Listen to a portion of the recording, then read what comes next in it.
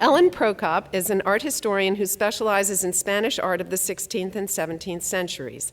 Her articles are published and forthcoming in the Hispanic Research Journal and the Journal of the History of Collections. And she has contributed essays to several edited volumes, including Ashgate's Companion to El Greco, which will appear later this year.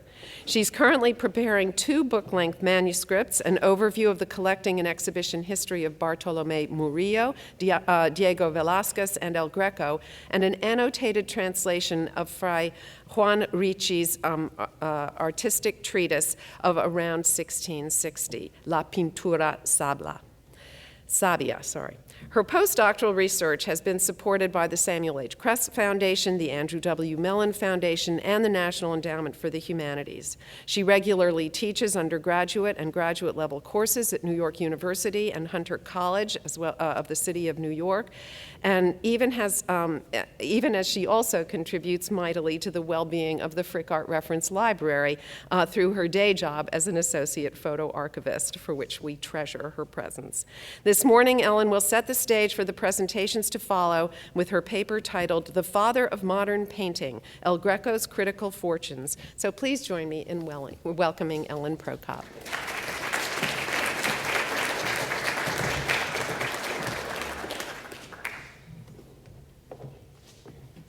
Good morning. First off, I would like to thank Inga for very kindly inviting me to speak to you this morning. And also, I too have to thank Samantha and Esme. How is this? Better. Okay, well, first off, I want Inga to hear that I am very grateful to her for inviting me to speak to you this morning. And I also want to thank Samantha and Esme for all of their efforts to make sure that today's event is a success. So, El Greco's critical fortunes, from the decline of his reputation in the 17th century to the reevaluation of his achievement in the modern era, has received substantial study. One of the central themes of this scholarship is that the recovery of El Greco's reputation was accompanied by the development and dissemination of several myths about the artist, myths that have shaped current understanding, of his life and work. This morning, I will expand on this scholarship and survey El Greco's critical fortunes through the lens of his collecting history. I will focus primarily on the developing taste for the artist in Spain, England, France, and Central Europe, regions where significant activity in the market for the Old Master occurred before the 20th century, when enthusiasm for the artist finally took hold among American collectors, a phenomenon that will be explored in detail in the 7 papers that follow today. Controversy characterized El Greco's career, and it has defined his critical fortunes. Throughout his lifetime, the artist quarreled with his patrons and alienated many of them with his litigious nature and original style. His protracted legal battle with the canons of the Cathedral of Toledo over the price of the disrobing of Christ, executed for the sacristy, marginalized this important source of patronage. And Philip II famously rejected the martyrdom of the Theban legion that he had commissioned for the Basilica del Escorial, finding it unsuitable for devotions. Fortunately for the artist, he located a clientele among the private citizens of Toledo that ensured professional success during his lifetime.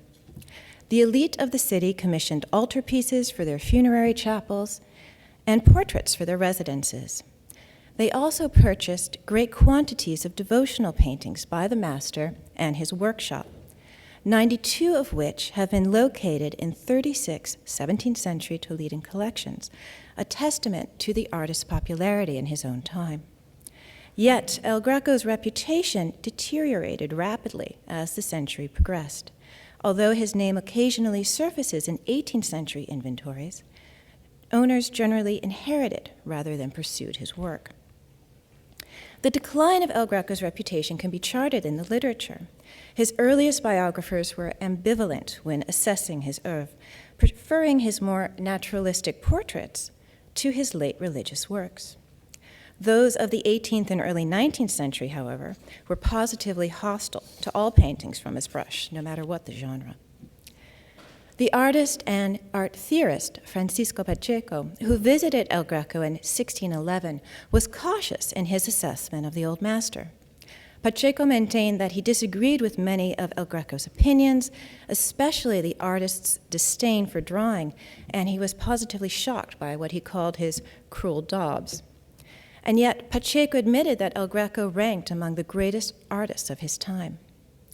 Antonio Palomino, the most important Spanish art historian and theorist of the 18th century, was also equivocal when discussing El Greco's work.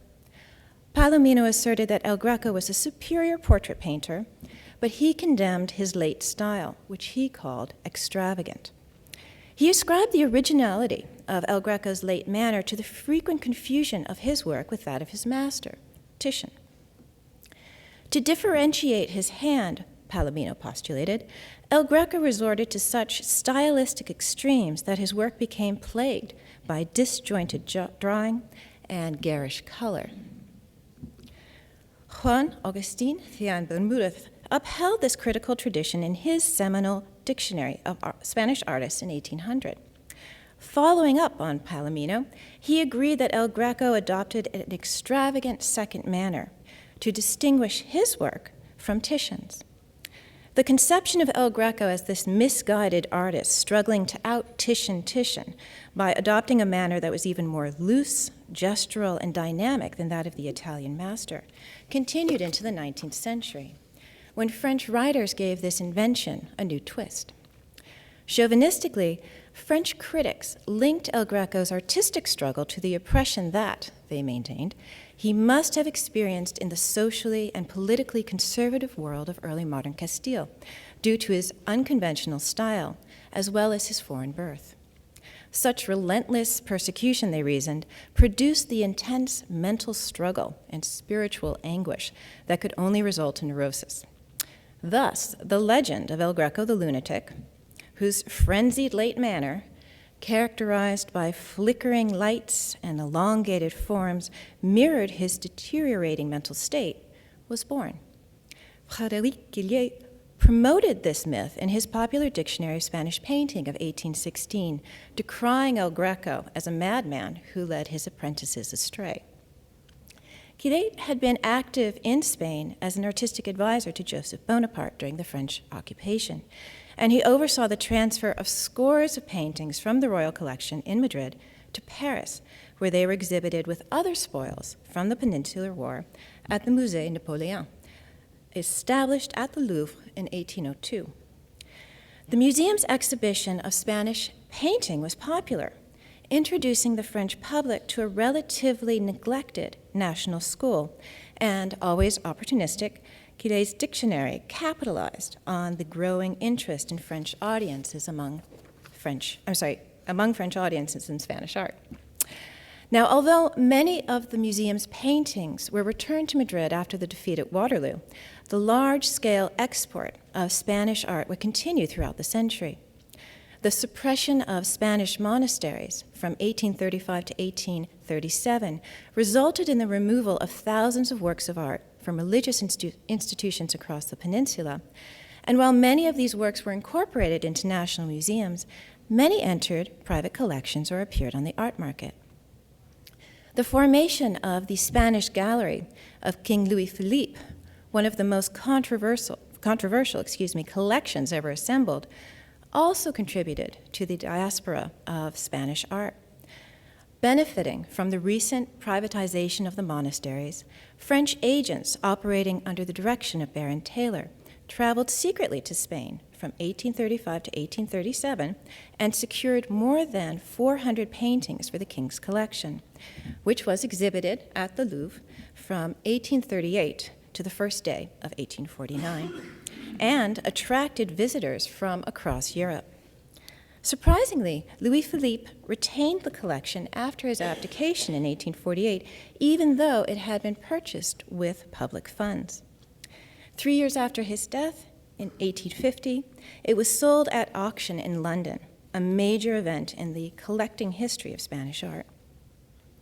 Yet, although these two exhibitions at the Louvre resulted in a taste for Spanish painting among European audiences, El Greco failed to captivate the public. Few critics discussed his work. They preferred to discuss the supposed self-portraits of Velázquez and the dramatic martyrdoms of Ribera. On the rare occasion when an author did turn his attention to El Greco's paintings, he or she invariably interpreted them as representative of the artist's supposed mental illness. For example, the Scottish Hispanophile Sir William Sterling Maxwell, who assembled the first major collection of Spanish art in Great Britain, contended that the old master, quote, has been justly described as an artist who alternated between reason and delirium and displayed his great genius only at lucid intervals, end quote. Charmed by the so-called portrait of the artist's daughter on display at the Spanish Gallery, he was shocked by the later adoration of the shepherds exhibited nearby. The painting, he determined, featured El Greco's, quote, most extravagant, delirious style, in which the lights on reddish draperies and dark clouds are expressed by green tints of so unhappy a color that these harmless objects resemble masses of bruised and discolored flesh, end quote. Sterling Maxwell and the English writer Richard Ford, who published a very popular book on Spanish culture in 1845, were both major forces in promoting the appreciation of Spanish art among English-speaking audiences. Both echoed Palomino's opinions. They praised El Greco's portraiture, and they condemned his late style. Thus, it is not surprising that when Sterling Maxwell began building his collection of Spanish paintings, he pursued El Greco's portraits. Between 1851 and 1862, he acquired 6 paintings attributed to El Greco, 4 of which were portraits. Sterling Maxwell's interest in El Greco, however, was the exception. As a rule, when European collectors turned their attention to Spanish paintings, they sought out works by Murillo and Velázquez. In fact, the few El Grecos bought by English, French, and German collectors in the 18th and early 19th centuries had been mistaken on their acquisition for works by leading masters of the Venetian school, such as Titian, Tintoretto, and Leandro Pisano. It is essentially an accident that an exceptional canvas from El Greco's Italian period is in Dresden. The appreciation of El Greco's late style took much longer to develop. Ironically, it was the artist's reputation as a madman that inspired in part the eventual reassessment of his late religious work. Artists, poets, and writers of the Romantic movement reinterpreted the old master as the preeminent example of an unfettered, if slightly unhinged, creative force devoted entirely to expressing an intense subjective experience. They promoted El Greco's second manner as the prototype of the more authentic artistic expression that they advanced in their own work, and their passion for the old master extended to more adventurous collectors, the most famous being Francisco de Goya, who owned a devotional painting of the Virgin Mary, perhaps a canvas similar to the one now in Strasbourg.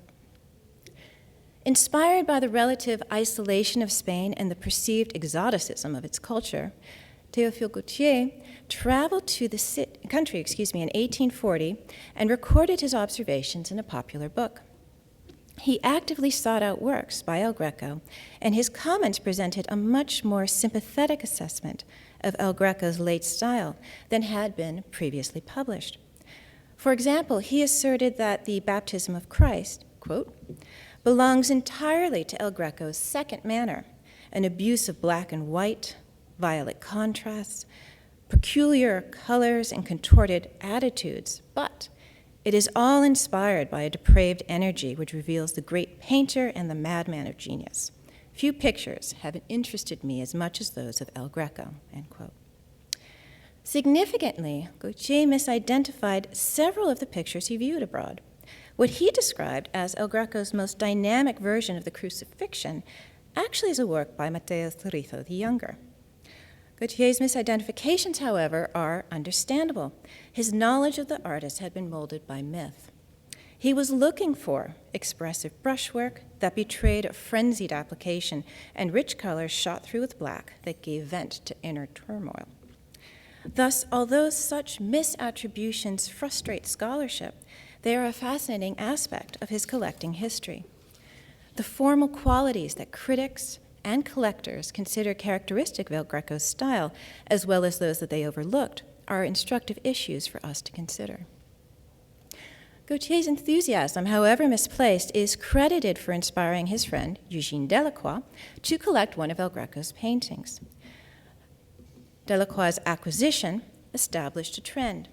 In the second half of the 19th century, French artists and the critics promoting their work were the leading collectors of El Greco's paintings. So, while Romantics reveled in El Greco's unique expression of visionary experience, avant-garde artists and their supporters focused on the formal complexities of his painting, seeing in its dramatic contrast of light and shadow, compressed space, and gestural brushwork confirmation of their new language of painting, one that directed attention to the artistic act.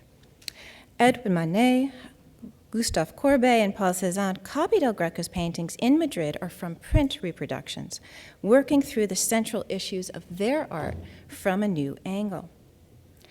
As this comparison underscores, however, it is clear that El Greco served as a sign for the aspirations of the French avant-garde, not a catalyst.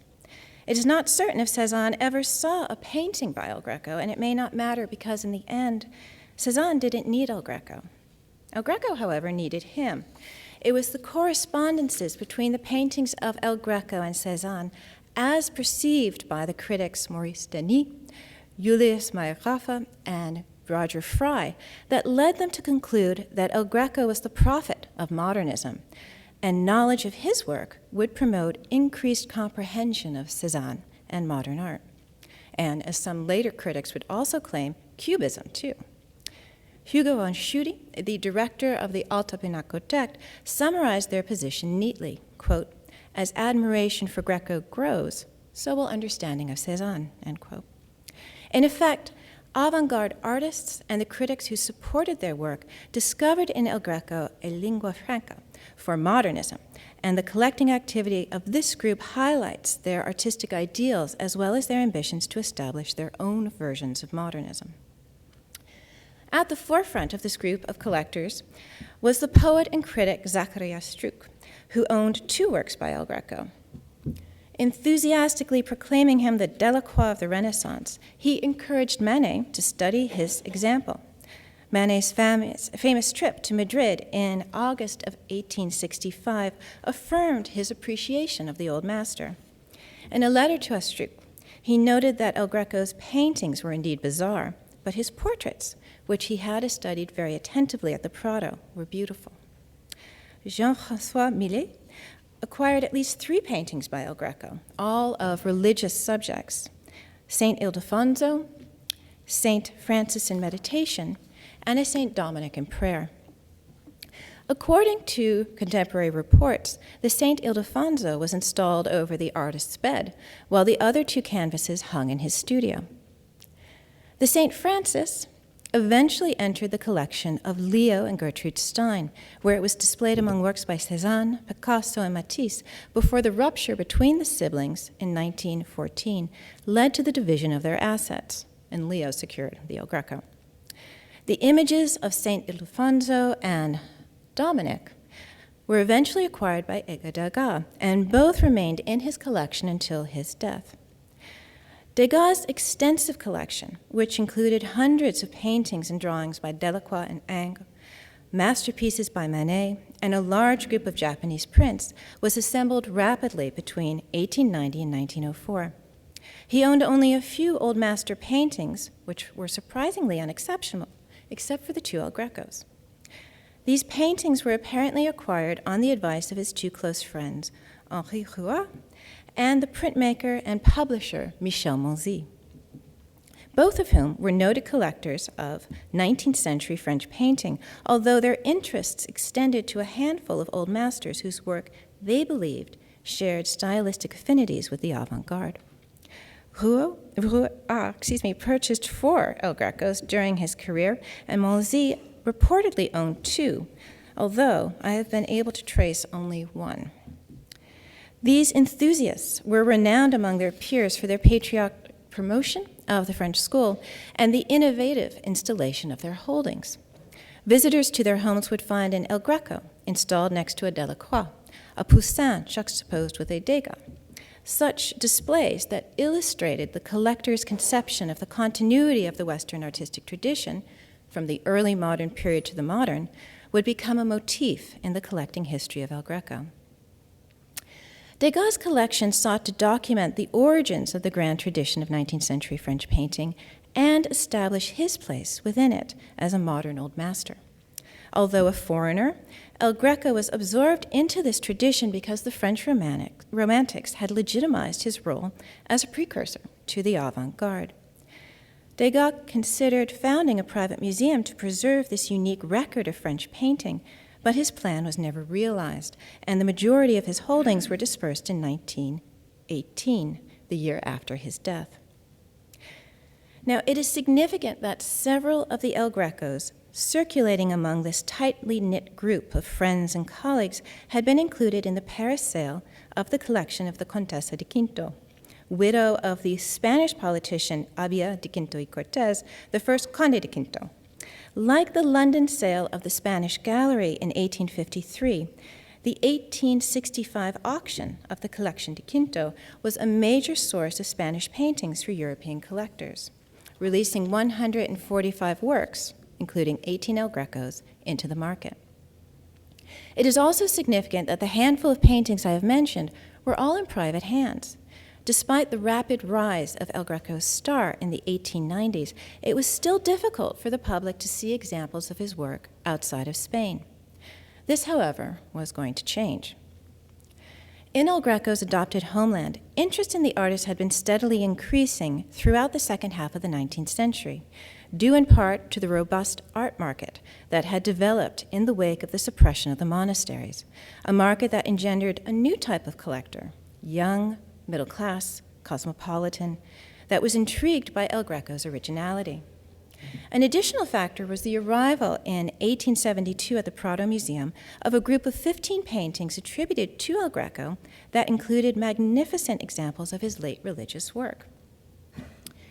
Before that year, Spanish audiences had considered El Greco a master of portraiture and a crucial stylistic link between the Spanish and Venetian schools because most of his paintings on display were portraits installed next to works by Titian and Veronese. The 1872 acquisition altered the public's perception of the artist, establishing his reputation as a master of religious painting and restoring him, finally, to the Spanish school. For Santiago Rusiñol and Ignacio de Zuloaga, Spanish artists active in Paris during the 1890s, El Greco, a Greek by birth but a Spaniard by choice in their opinion, offered a model for an innovative national style, one that was bold and inventive, yet expressed the purported nobility, purity, and spirituality of the Spanish character. Influenced in part by contemporary Spanish intellectuals dedicated to regenerating their country's art and culture, they regarded El Greco as a brave anti-classicist and exemplar of the country's past glory, and borrowed certain features of his painting, including his dark outlines and seemingly arbitrary use of color, to forge styles that honored their homeland while destroying the outdated precepts of the Academy. Both artists owned paintings by or attributed to El Greco and encouraged their colleagues, including the young Picasso, to study his example. The full restoration of the artist's reputation among the Spanish public occurred in the first decade of the 20th century. In 1902, the Prado mounted an exhibition dedicated to the artist, a key event in the rehabilitation of his reputation. Significantly, this was the first monographic exhibition sponsored by the museum. 1908, however, marks the moment when universal opinion turned in El Greco's favor, including his dynamic second manner. The 1908 Salon d'Automne in Paris featured a room of 21 paintings attributed to El Greco. This was the only time the progressive salon devoted exhibition space to an old master. Many of the paintings on display, however, were workshop copies or forgeries of his late manner. And this demonstrates that the market for El Greco's work, especially his second manner, was competitive, since unscrupulous dealers found it profitable to manufacture their own products. The same year, Manuel Cosillo produced a meticulously compiled and extensively illustrated catalogue raisonné of the artist's work. Publications on El Greco in French, German, English, and of course Spanish escalated in the wake of Cosillo's pioneering catalog. These studies ranged from transcriptions of archival discoveries to personal responses to the artist. One of the most famous was Mayorkaffa's Spanish Journey of 1910, in which the German critic explicated his theory that El Greco was the father of modern painting.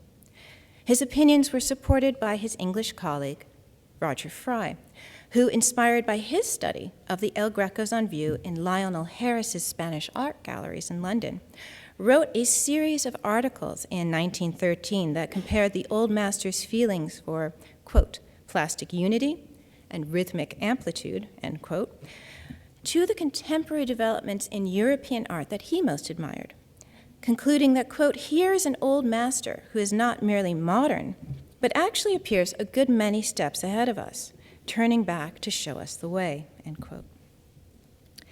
Now, Harris and Fry, I know I love this picture, encouraged the director of the National Gallery to purchase that painting I just showed you, the one in London, and also it was bought from Harris's gallery, and Fry's support of the acquisition was critical to its success. Greco Mania, or El Greco fever, as the press described it, was spreading east. And this is the man I now want to talk about.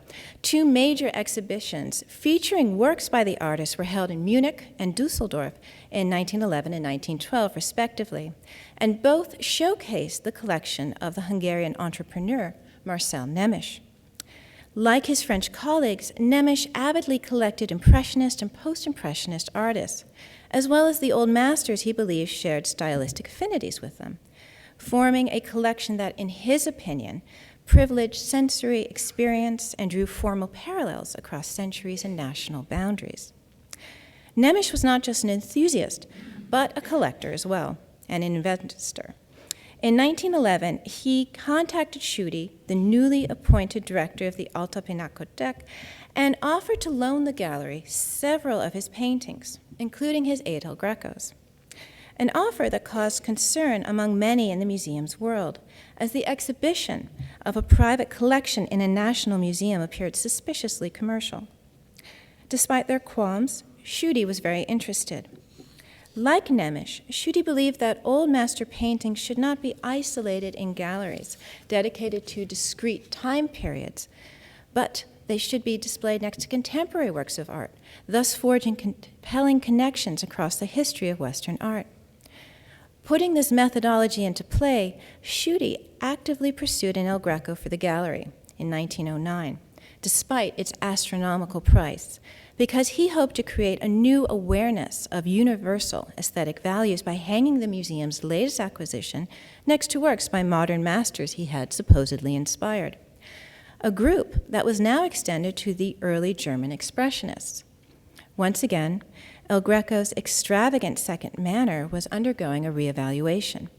This time, however, it was interpreted as proto-expressionist, an exceptional model of expressive distortion and painterly impact. In the summer of 1912, the second exhibition of Nemus's holdings, including his El Grecos, opened in Dusseldorf, attracting huge crowds and much press. The entrepreneurial aspect of this show was not disguised. All 122 paintings on display were for sale. Nemus offered his entire collection to the city for 6 million marks, but the deal was not completed. The following year, Nemus sold the majority of his collection, including 12 canvases attributed to El Greco, at auction in Paris. Nemus's friend, Baron Herzog, a high-profile Hungarian collector and banker, acquired 6 of the El Grecos at the sale. Herzog would purchase an additional 3 El Grecos during his career and become one of the most important collectors of the old master in Europe. 5 of his El Grecos eventually entered the Museum of Fine Art in Budapest, although not all under favorable circumstances. The Herzog collection was seized by the Hungarian government between 1945 and 1946, and 4 of the El Grecos were eventually transferred to the National Gallery. As the collecting activities of Nemus and Herzog demonstrate, and the high price that Schutte was forced to pay for Munich's El Greco confirms, demand for El Greco's painting was intense by the second decade of the 20th century. The artist's deserved celebrity was established, and ironically, the critics, collectors, and dealers who had promoted him were becoming the victims of their own success. By promoting the old master as a precursor to modernism, they had set new standards for collecting and connoisseurship. Recognizing El Greco's achievement had become a sign of enlightened appreciation, advanced taste, and a discerning eye. And acquiring his work offered the opportunity to participate in contemporary artistic developments. As the prices for his work escalated, El Greco's currency as the index of the cultivated and privileged patron was established. 300 years after his death, El Greco was transformed into a commercial product, one that served as a litmus test for a new type of collector, curator, and museum director. European enthusiasts, however, reeling from momentous social and economic pressures, could no longer afford this luxury. American dealers and collectors moved into and quickly dominated the market for the old master, with dire consequences for Europe and, of course, Spain. Sadly, the story of El Greco's remarkable comeback has a bittersweet ending. The story of the spectacular acquisitions of American collectors and our own good fortune here in New York plays out against the backdrop of Europe's irreparable loss. So to conclude, considering El Greco's reputation as the father of modern painting, it is remarkable how few of his works were accessible to artists active in the late 19th century. For example, the National Gallery in London owned only 2 El Grecos at the turn of the century, and the Louvre acquired its first El Greco in 1903, and Schutte secured Munich's El Greco in 1909. It is also remarkable how many of the paintings in private collections and exhibited in London, Paris, Munich, and Dusseldorf were workshop copies and forgeries. As Jonathan Brown and others have noted, despite their professed admiration for the old master, few members of the avant-garde entertained a subtle understanding of the old master, especially his unconventional career and challenging work. As these scholars have argued, the avant-garde did not discover in El Greco the inspiration to break with the Academy, but rather validation of their innovations. El Greco was not the father of modern painting as much as its patron saint. Separating fact from fiction, the man from the myths, has been the task of the present generation of El Greco scholars. It is not, however, one shared by specialists of collecting studies. I don't mean to suggest that we need to undo all of their work, but the myths, misattributions, copies, and forgeries are crucial to our understanding of the phenomenon of El Greco fever. Whether or not the 20th century collectors fascinated by El Greco consider the artist a source of modernism or a symptom of it, in the end may not be the most critical issue to address. El Greco served as a symbol of modernism, and to appreciate his achievement, if not the full implications of his reevaluation, was to be part of the club.